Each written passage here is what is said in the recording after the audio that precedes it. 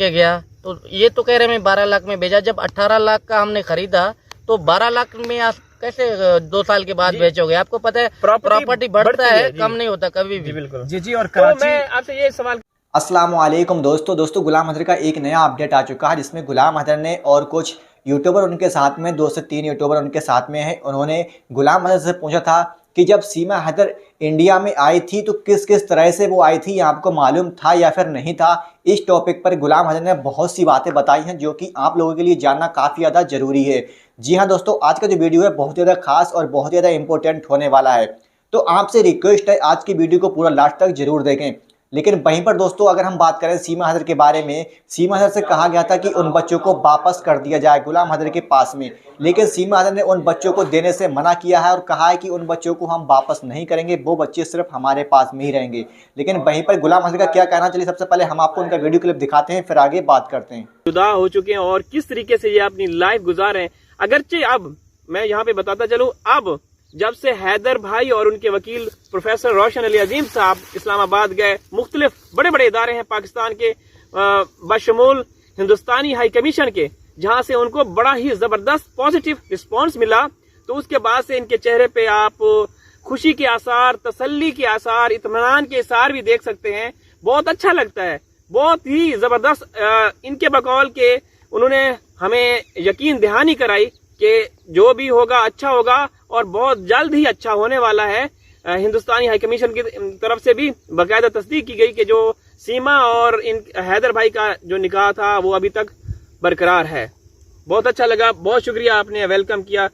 अल्लाह ताला आपको जज़ाए खैर अता करे। शुक्रिया। अभी मिलेंगे अरशद साहब, कैसे जी अल्हम्दुलिल्लाह मैं आप कुछ कहना चाहते हो? जी बिल्कुल, मैं कहना चाहूंगा कि देखें दोस्तों, यहाँ पे हम लोग जब आए थे तो सुबह का टाइम था और ये रात को ही गांव से, क्योंकि स्टॉप थोड़ा दूर था, तो रात को ही वहां चले गए थे और इन्होंने बड़ा जबरदस्त तरीके से हमारा वेलकम किया वहां पे और फिर घर लेकर आए। हमने घर, इनका इलाका देखा। इनके इलाके में यकीन मानिए, खुदा की कसम, इतने प्यार करने वाले लोग हैं। हम लोगों से को इतनी इज्जत दी इन्होंने, बहुत ज्यादा इज्जत दी और मेरे पास अल्फाज नहीं है। खुद जो है पैरों वाली साइड पे बैठे, बार बार हम इनको फोर्स करते रहे कि आप इस तरफ आके बैठे, लेकिन नहीं, इन्होंने हमें इज्जत दी। इनका हम तहे दिल से शुक्रगुजार हैं और यहाँ पे लोग बड़े प्यार, मोहब्बत, अमन के साथ रहते हैं। और मुझे नहीं समझ आती कि सीमा को इस इलाके से, इन लोगों से क्या ऐसी खारबाजी थी कि वो इनको छोड़कर चली गई। तो मुझे नहीं समझ आती कि सीमा यहाँ से क्यों गई है, क्या वजूहात थी। और इतने अच्छे इंसान को कि जिसके दिल में कोई मैल नहीं है, कोई खोट नहीं है, अगर कोई बंदा उनके साथ गलती भी करता है तो ये उनकी गलती से पहले, उनको माफी मांगने से पहले माफ कर देते हैं। तो इस तरह के इंसान को छोड़कर जाना, मैं समझता हूँ इस सीमा की बदबख्ती है, इसके अलावा और कुछ नहीं है। मैं गुज़श्ता दिनों, हम तीनों गुज़श्ता दिनों हैदराबाद गए थे। हैदराबाद में हैदर भाई के वकील, उन्होंने मतलब हमें जिस तरीके से वेलकम किया वो सारे विजुअल आप लोगों के साथ शेयर कर चुके हैं। अच्छा, हैदराबाद जाने से पहले हमें पता था हैदर भाई के हवाले से, जिस तरीके से मैं कनेक्टेड था हैदर भाई से, मैं इनका शुक्रिया अदा करता हूँ। जब भी मैंने इनसे बातचीत की, इनसे मतलब कनेक्टेड रहा, किसी भी हवाले से बातचीत की, इन्होंने फौरन मुझे रिस्पांस दिया। फिर इनके वकील साहब रोशन अली अजीम साहब, उनका मैं जितना शुक्रिया अदा करूँ कम है। उनको भी जब भी मैंने कॉल की, उन्होंने फौरन रिस्पॉन्स दिया। तो हमें पता चलता रहा कि एक नेक नियत, इंतहाई शरीफ और इंतहाई आप कह सकते हैं खुददार किस्म के इंसान है। लेकिन अब यहाँ आके, इनके गांव में, इनके पास आके आज पता चला कि वाकई इंतहाई शरीफ, इंतहाई नफीस, इंतहाई आप कह सकते हैं कि इज्जतदार घराने से इनका ताल्लुक है। एक खुददार किस्म के इंसान है। मैं जितना भी इनके हवाले से इनकी तारीफें करूं कम है। मुझे अफसोस हो रहा है कि सीमा जी, आपने क्या इनमें ऐसी कोई खामी देखी कि आप छोड़ के चली गई? इस तरह से कि सीमा की तरफ से एक इल्जाम लगाया गया था, मारते भी हैं, पैसे भी नहीं देते। किसके पैसों से वो चक्कर लगा के नेपाल का वापस आई थी और दोबारा भी गई है, बच्चे लेके गई है और घर भी बेच के गई है। वैसे घर आप बताइएगा काइंडली कि कितनी मालियत का था, क्योंकि मुख्तलिफ चैनल्स पे तो आता रहा है, लेकिन आपके चैनल पे कभी नहीं आया इस बारे में। जी बिल्कुल, हमने 18 लाख का लिया था जी, तो तकरीबन 2.5 साल हो रहे हैं जी। तो 18 लाख का लिया था। अभी इनको 20 लाख में वो सीमा कह रहा था कुछ महीने पहले हैदर बेचूं जी। तो मैंने कहा मुझे अभी घर देना नहीं है। बोलते फिर अगर देना नहीं है तो इसका पैसे भेजो, इसको जो है ना थोड़ा टाइल मार्बल लगा के थोड़ा इसको खूबसूरत बनाते हैं, क्योंकि आप ईद के बाद आओगे। तो इसी के वजूहत में 3 लाख पहले, सीमा जाने से पहले 10 दिन जी। तो 3 लाख मैंने भेजा। मैंने बोला कुछ बाद में भेजूंगा, आप इनको जो है मार्बल टाइल नीचे से जो इसका काम करवाओ। तो मुझे तो नहीं पता था जो ये मेरा घर बेच के इंडिया में जाके बैठेगा। तो बिल्कुल भी ये मसलन जेवर लेके गया और घर बेच के गया। तो ये तो कह रहे मैं 12 लाख में भेजा। जब 18 लाख का हमने खरीदा तो 12 लाख में आप कैसे 2 साल के बाद बेचोगे? आपको पता है प्रॉपर्टी बढ़ता है, कम नहीं होता कभी भी। बिल्कुल जी। और तो मैं आपसे ये सवाल करना चाहता हूँ माजरत रोशन भाई, आखिरी मर्तबा आपने कितनी रकम भेजी सीमा को? जी, सीमा 10 मई से 15 दिन पहले मैंने 3 लाख रुपए सेंड किया था सीमा के पास। यानी जी 25 अप्रैल कह सकते हैं शायद, हाँ 25 या 26 ऐसे दिन, एक ऊपर भी हो सकते हैं नीचे भी। हाँ। जी ऐसे ही है कोई।